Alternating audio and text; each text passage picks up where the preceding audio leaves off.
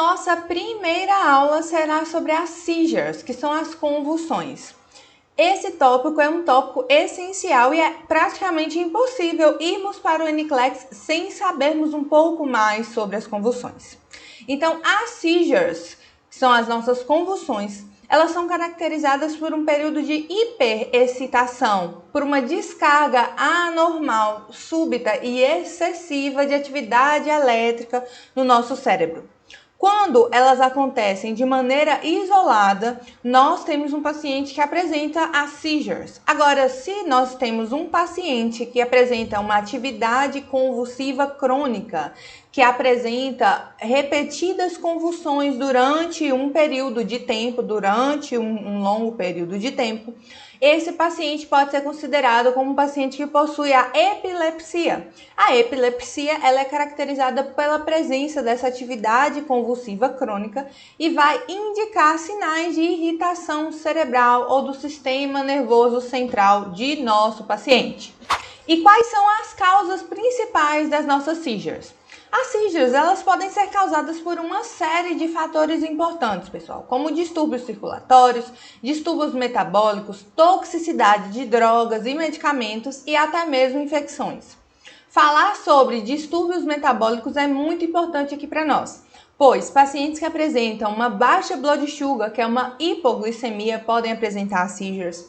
Pacientes que apresentam hipocalcemia, alterações nos ranges de cálcio, podem sim apresentar as seizures, e pacientes com alterações nos ranges de sódio no organismo também podem apresentar as convulsões, seja uma hipernatremia ou uma hiponatremia. Isso são fatores muito importantes, tá? Toxicidade de drogas, como eu já falei, abstinência também de drogas e álcool também são fatores importantes. E pacientes com infecções que podem gerar as nossas febres. E aí nós teremos as nossas febrile seizures, que são as convulsões febris, tá? Que acometem principalmente crianças, tá?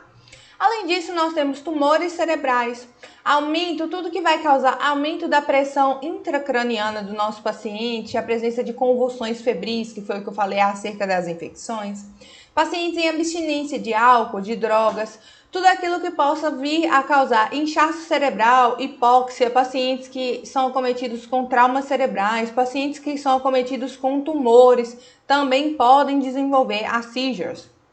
A meningite, que é uma infecção também, que vai acometer ali as nossas meninges, podem causar seizures, traumas cerebrais e as concussões. Além disso, outras coisas que podem desencadear a seizures são situações de estresse, privação de sono, uso de luzes estróbicas, que são aquelas luzes muito fortes, muito potentes.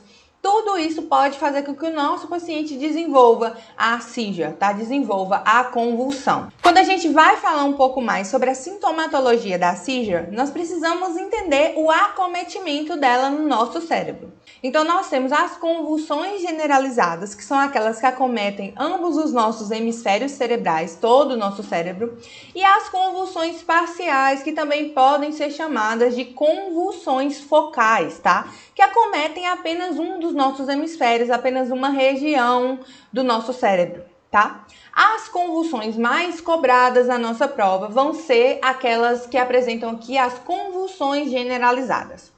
Então, as convulsões generalizadas, elas podem ser apenas tônicos, onde o nosso paciente vai apresentar uma rigidez e uma tensão corpórea, uma tensão muscular.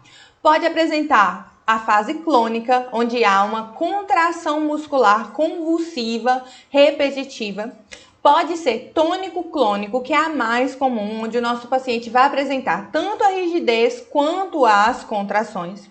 Ela pode ser também mioclônica, que é uma convulsão média. Então, o paciente vai apresentar um espasmo generalizado bem breve e, normalmente, esse paciente já cai no chão durante o momento ali da convulsão. E aí nós temos as convulsões ausentes, que também podem ser chamadas de absent seizures, ok? O que são essas convulsões de ausência? Aqui o nosso paciente ele vai apresentar uma perda súbita e bem momentânea do tônus muscular. Essa convulsão de ausência, ela vai acontecer de maneira mais espaçada. Então, o paciente ele vai apresentar breves interrupções na sua consciência. Aqui, nessa convulsão de ausência, o nosso paciente mais frequentemente acometido são as crianças.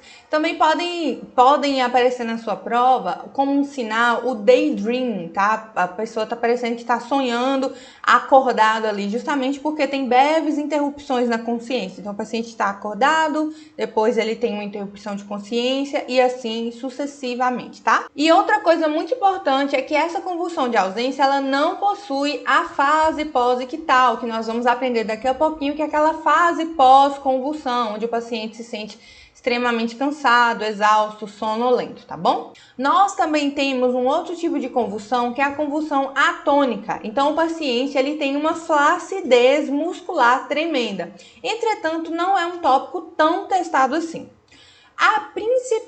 O principal tipo de convulsão e mais testado na prova é a nossa convulsão tônico-clônica. E aqui eu coloquei para vocês um pouquinho mais sobre como ela acontece e nós vamos falar um pouco mais nas fases da convulsão. Então, normalmente o paciente tem a perca da consciência, ele vai cair no chão, ele vai ter um stiffness, que é um enrijecimento corporal, a fase tônica dele, de 10 a 20 segundos. E aí, a fase clônica vem para compensar, com as extremidades apresentando contrações musculares convulsivas, ou também pode ser denominado como jerky movements, tá? E aí o paciente vai apresentar isso, pode apresentar isso de 30 a 40 segundos. Em seguida, o paciente vai apresentar a fase pós-ictal, que a gente fala, que é a fase onde o paciente vai apresentar muito cansado, sonolento, ele pode ficar bem flácido, isso tudo após o acontecimento da convulsão. Em seguida, nós temos as convulsões parciais. Aqui, o nosso paciente ele pode estar parcialmente ou totalmente consciente, tá? Aqui, nessas convulsões parciais, nós temos a presença de sintomas sensoriais acompanhados por alguns sintomas motores aqui no nosso paciente, como, por exemplo, ele pode apresentar um estalar dos lábios, ele pode fazer o biting lips, que ele vai morder as bochechas, morder os lábios, tá? E os gatilhos desencadeadores das convulsões nós já aprendemos anteriormente, mas não custa nada relembrar. Então, estresse, privação de sono, luzes estroboscópicas, estimulantes, baixa blood sugar, né, que é a baixa glicose, alterações de hiponatremia e de hipocalcemia também podem desencadear esses tipos de convulsão. E aí, a convulsão ela é dividida em 4 fases específicas. Algumas literaturas, eles têm um pouquinho de confusão entre essa fase prodrômica e a fase de aura, tá? Então, em algumas literaturas, você vai encontrar essa fase prodrômica ou fase de aura, ou algumas literaturas você vai encontrar apenas uma dessas aqui, tá bom?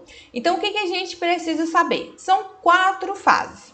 A fase prodrômica ou fase prodromal, tá? É um momento onde o nosso paciente vai começar a ter um sinal de alerta. Ele vai sentir que algo no organismo dele não está bem. Depois disso, nós temos a nossa fase de aura. Essa fase de aura é onde o paciente ele pode ter uma pista visual ou auditiva. Então, ele pode apresentar uma confusão, ele vai apresentar dizziness, ele vai apresentar tonto, ele pode apresentar alterações emocionais, ele pode apresentar alucinação, blurred vision, ele pode apresentar tinnitus, ele pode apresentar náusea.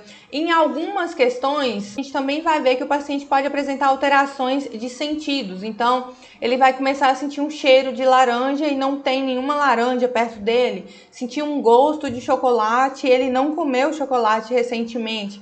Então, todas essas alterações sensoriais estão ali dentro da fase de aura, tá? Essa fase de aura, ela precede a nossa fase ictal, que é a fase da convulsão propriamente dita. Então, a fase prodromal e a fase de aura, elas acontecem antes do período convulsivo, e a fase ictal é a nossa fase convulsiva, é o nosso período de atividade convulsiva. Aqui nós temos as fases tônicas e clônicas, como eu bem expliquei para vocês. Na fase tônica, nós vamos ter aqui a stiffness, um corpo bem rígido. Então, na fase tônica, a gente vai ter a back arched que é as costas arqueadas, incontinência, o paciente ele perde o controle muscular dos esfíncteres. Ele vai ter um corpo rígido, que é o stiff body. Ele pode apresentar um choro epilético. Tudo isso ele pode apresentar na nossa fase tônica, tá bom? Então, esse período aqui, ele vai variar na quantidade de tempo. Agora nós vamos aqui para a nossa fase clônica. Na nossa fase clônica, nós vamos ter aqueles movimentos convulsivos, nós vamos ter aquelas contrações musculares repetitivas. Então, o paciente vai apresentar o jerky movements, que são esses movimentos de contração repetitiva. A saliva frutosa, que é o fruity saliva, o paciente vai começar a ter aquela saliva espumosa, tá? Blinking eyes, o paciente vai ter aquele excesso de piscar os olhos também. Tudo isso o paciente pode apresentar na nossa fase clônica. E essa fase aqui, pessoal, essa fase que tal é muito importante para nós enquanto RNs, tá? E a prova gosta de cobrar porque ela vai querer intervenções que nós vamos fazer aqui enquanto profissionais de enfermagem para prover o que? Segurança. O NCLEX é uma prova de safety, vocês já sabem muito bem disso. Então, nessa fase aqui, nós precisamos monitorar o tempo das convulsões, porque existe uma complicação muito importante das convulsões que precisa de intervenção imediata, pois pode ser life-threatening, tá? Pode ter risco ali para o nosso paciente. Depois dessa fase tônico-clônica, que é a nossa fase ictal, nós temos a fase pós-ictal. A fase pós-ictal, vamos lembrar que o paciente que está em uma convulsão, ele tem uma hiperexcitabilidade cerebral, ele tem uma explosão ali acontecendo de impulsos nervosos dentro do cérebro dele. Então, depois desse excesso, dessa explosão de impulsos nervosos, o paciente vai apresentar o quê? Uma fase de cansaço extremo, de fadiga extrema, que é o que a gente chama de fase pós-ictal. Aqui é o período pós-convulsão. O paciente vai apresentar confusão, desorientado, ele vai apresentar drowsiness, sonolência, ele pode sentir uma dor de cabeça muito forte, tá? Ele começa a se sentir cansado, sonolento, tudo isso está relacionado à nossa fase pós-ictal, que é a fase pós-convulsão. Então, para fixarmos, fase prodromal e a fase de aura vem antes da convulsão propriamente dita. A fase ictal é a nossa fase de convulsão e a fase pós-ictal é aquela fase que acontece após a nossa convulsão. Agora que nós já vimos as fases das convulsões, nós vamos entender os status epiléticos, que é a nossa complicação importantíssima das seizures, tá? O que é, Dani, esses status epiléticos? Os status epiléticos é quando o paciente tem uma convulsão, uma seizure que dura acima de 5 minutos, ou quando ele apresenta atividades convulsivas repetidas durante um intervalo de 30 minutos ali. Aqui, nós estamos tendo uma explosão neuronal. Isso mesmo, uma explosão de estímulos neuronais em várias regiões cerebrais do nosso paciente. Então, o que é a intervenção aqui? A gente precisa parar essas convulsões, a gente precisa cessar com elas. Então, a nossa intervenção aqui vai ser estabelecer vias aéreas do paciente e administrar os nossos benzodiazepínicos. Podem ser o lorazepam, o diazepam, todos esses podem ser administrados por via IV, por intramuscular, e algumas literaturas também trazem que eles podem ser administrados por via retal. Então, se cair para você uma questão status epilético, não deixe o NCLEX pegar você. A prioridade é vias aéreas e parar a convulsão, tá? Então, medicamento, benzodiazepínicos, o objetivo é sedar mesmo o nosso cérebro.